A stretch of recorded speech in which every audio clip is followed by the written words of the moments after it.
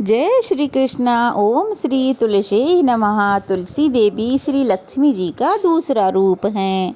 कार्तिक मास में तुलसी पूजा खास करके देव उठान 11 के दिन तुलसी माता की पूजा करने से भगवान श्री विष्णु के साथ साथ माता लक्ष्मी जी भी प्रसन्न होती हैं।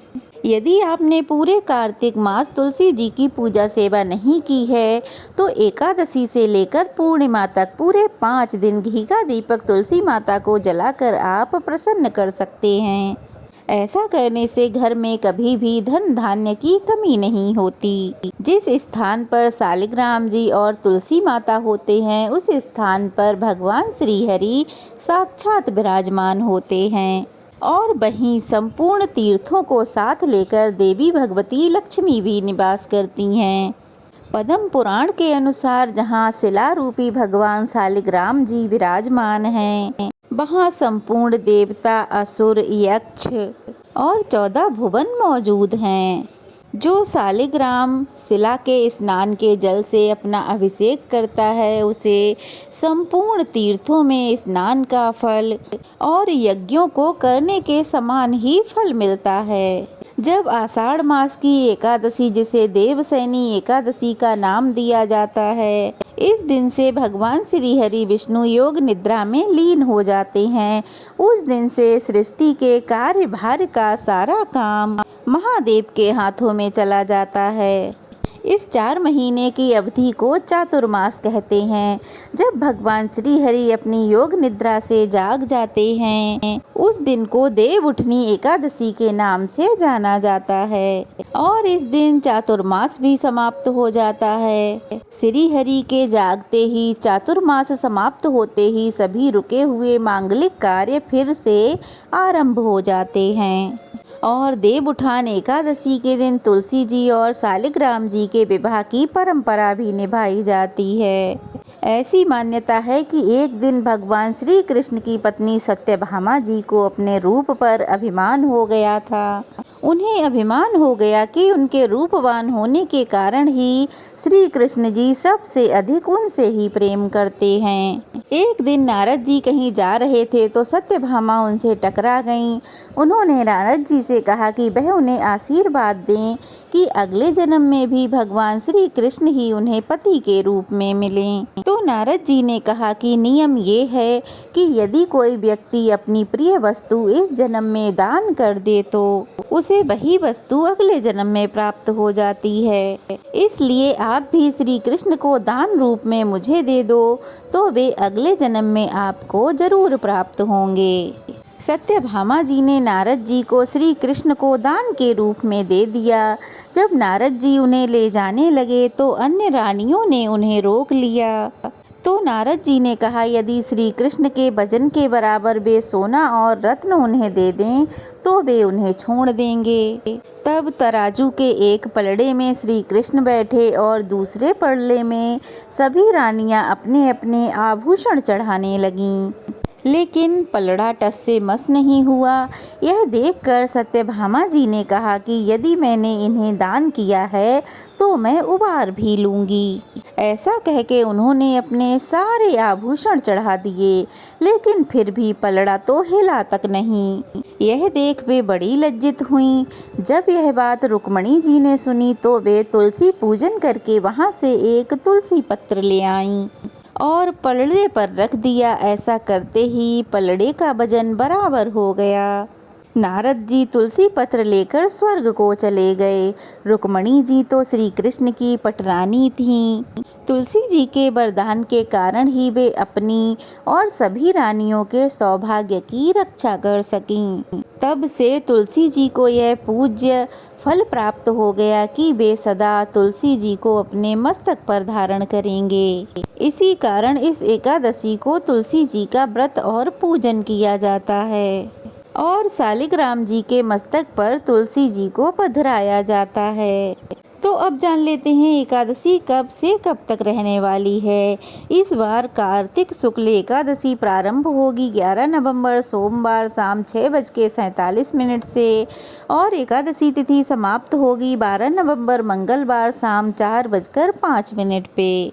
इसलिए इस बार 12 नवंबर मंगलवार के दिन ही एकादशी का व्रत रखा जाएगा। हरिवासर के समय एकादशी का व्रत कभी नहीं खोला जाता। हरिवासर के समय भजन कीर्तन गाने चाहिए और हरिवासर का समय द्वादशी तिथि लगते ही शुरू हो जाता है, जो कि 12 नवंबर मंगलवार की शाम रात 9:30 बजे समाप्त होगा। द्वादशी के शुरुआत के 5 से 6 घंटे हरिवासर का समय कहलाते हैं। यदि द्वादशी के दिन सूर्योदय के समय हरिवासर का समय हो तो भूले से भी व्रत नहीं खोलना चाहिए। एकादशी के व्रत का पारण किया जाएगा 13 अक्टूबर बुधवार को सुबह 6:43 से लेकर 8:51 के बीच में। वैसे तो एकादशी के दिन सारा ही दिन अबुझ मुहूर्त रहता है। किसी भी समय आप तुलसी विवाह करा सकते हैं, लेकिन शाम के समय गोधूली बेला और सूर्यास्त का समय विवाह कराने के लिए बहुत ही उत्तम माना जाता है। और शाम 5:29 से लेकर 7:53 तक आप तुलसी विवाह करा सकते हैं। एकादशी के दिन व्रत करने वाले व्यक्तियों को ना तो चावल का सेवन करना चाहिए किसी भी तरह से, और ना ही चावलों का दान करना चाहिए। साथ ही अन्न का भी त्याग व्रती को करना चाहिए। इस दिन नमक का सेवन करने से भी बचना चाहिए। यदि ज़्यादा जरूरी हो तो सेंधे नमक का प्रयोग आप कर सकते हैं। पारण करने से पहले भगवान विष्णु को मौसमी फल जैसे कि गन्ना, सिंघाड़ा, मूली, बेर, आंवले और तुलसी पत्र का भोग लगाएं और उसी को प्रसाद रूप में अगले दिन ग्रहण करके अपने व्रत का पालना करना चाहिए। तुलसी जी का विवाह शालिग्राम जी से कराने के लिए आप तुलसी जी को और शालिग्राम जी को एक वर और वधू के रूप में सजाएं और कोई भी पुरुष अपने गोद में शालिग्राम जी को तुलसी जी के चारों ओर घूमकर 7 बार परिक्रमा करे।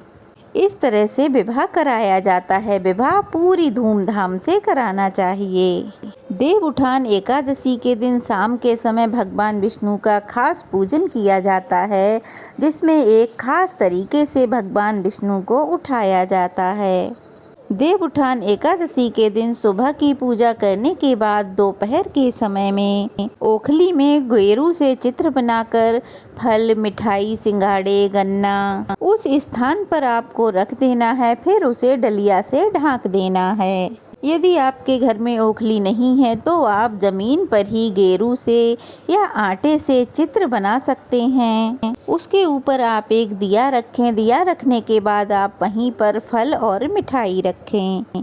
फिर उसे डलिया से ढक देना चाहिए। रात में घरों से बाहर पूजा स्थल पे दीप जलाना चाहिए। फिर जिस जगह पे आपने पूजा की है वहाँ पर एक दिया आपको जलाना है और थाली, घंटे, शंख, घड़ियाल आदि चीजें बजाकर इस प्रकार से आपको कहना है, उठो देवा बैठो देवा, अंगुरियां चटकाओ देवा, नई सूत नई कपास, देव उठाए कार्तिक मास। अगर आपको पूरा गीत याद है तो वो भी आप गा सकते हैं, नहीं तो आप इतनी लाइनें अवश्य ही बोलें। ऐसी मान्यता है कि इस विधि से भगवान विष्णु निद्रा से जाग जाते हैं। इसके बाद सबसे पहले भगवान विष्णु यदि किसी की मनोकामना पूर्ण करते हैं तो वो तुलसी माता होती हैं। इसलिए विशेष रूप से देव उठान एकादशी के दिन तुलसी माता का पूजन जरूर करें। जो लोग विवाह कराने में असमर्थ हैं तो आपके आसपास कहीं भी तुलसी का विवाह हो रहा हो उसमें आप जरूर शामिल हों और तुलसी माता को 16 श्रृंगार की सामग्री जरूर अर्पित करें। देव उठान एकादशी के दिन सकारात्मक शक्तियाँ बहुत अधिक प्रबल होती हैं, तो इस दिन कोई उपाय यदि सच्चे मन से किया जाए तो वह जरूर ही फलित होता है। किसी कारणवश अगर जिन लोगों का विवाह नहीं हो पा रहा हो तो आपको इस दिन भगवान विष्णु को केसर, पीला चंदन और हल्दी का तिलक लगाकर 5 पीले पुष्प अर्पित करने चाहिए। सच्चे मन से इस उपाय को करें और अपनी मनोकामना पूर्ति के लिए सच्चे मन से प्रार्थना करें तो आपकी मनोकामना भगवान विष्णु की कृपा से शीघ्र ही पूरी हो सकती है।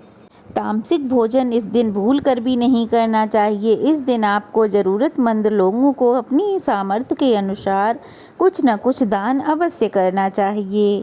ये थी आज की वीडियो, कैसी लगी कमेंट बॉक्स में ज़रूर बताइएगा। अगर अच्छी लगी हो तो वीडियो को लाइक करें, ज़्यादा से ज़्यादा शेयर करें, ढेर सारा प्यार और आशीर्वाद दें। अगर नए हैं तो प्लीज़ जल्दी से चैनल को सब्सक्राइब कर लें। तो चलिए फिर मिलते हैं। जय श्री कृष्णा।